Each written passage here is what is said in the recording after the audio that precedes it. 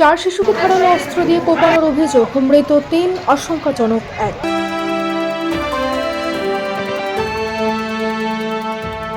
13ই August বৃহস্পতিবার বিকেলে চার শিশুকে ধারালো অস্ত্র দিয়ে কোপানোর অভিযোগে চাঞ্চল্য ছড়ায়। ঘটনাটি ঘটেছে মুর্শিদাবাদের সুতি রঘুনাথপুরে। অভিযোগ, গোলাম সারোয়ার বাদশা নামে এক যুবক চার শিশুর ওপর হামলা চালায়।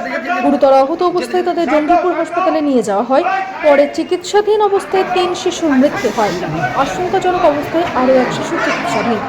আক্রান্ত শিশুদের মধ্যে রয়েছে প্রায় 5 বছরের নুসরাত খাতুন, 10 বছরের ইশরাত খাতুন, প্রায় 3 বছরের মানিফা খাতুন এবং প্রায় 10 বছরের আলিফা খাতুন।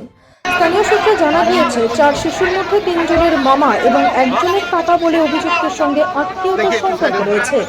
ঘটনার পর অভিযুক্ত নিজেই সুতির থানায় হাজির হন বলে জানা গিয়েছে। কী কারণে এই হামলা তা এখনো স্পষ্ট নয়। তদন্ত শুরু করেছে পুলিশ।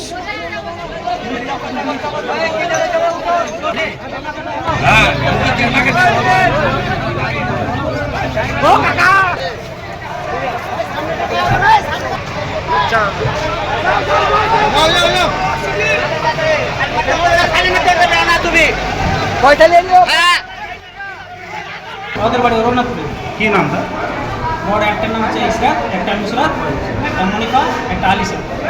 যে কেটেছে তার নাম কি? ওর নাম বাদশা। এখন বর্তমানে সে কোথায় রয়েছে? ও শুনতে পাচ্ছি ওগুলো থানাতে স্যালেন্ডার করেছে। কি হয়েছিল কি?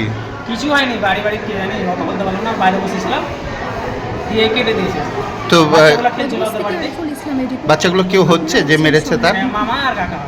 মামা? মামা হয় বাচ্চাগুলো, তিনজনের মামা আর একজনের কাকা। এখন কি অবস্থায়? বাচ্চাগুলো বয়স কত কত? 12, 10 আর একটা 7 আর একটা 3। কি কারণ কিছু বুঝতে পারেননি? কারণ কিছু বুঝতে পারে না। বাচ্চাগুলোর নাম কি কি? একটা হচ্ছে আলিশা, ইশরাত, নুসরাত আর মনিফা। বয়স? ওই তো বললাম। আলিশার?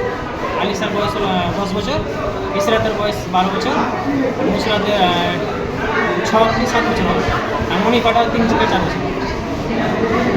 চারটেই মেয়েই আছে, চারটেই।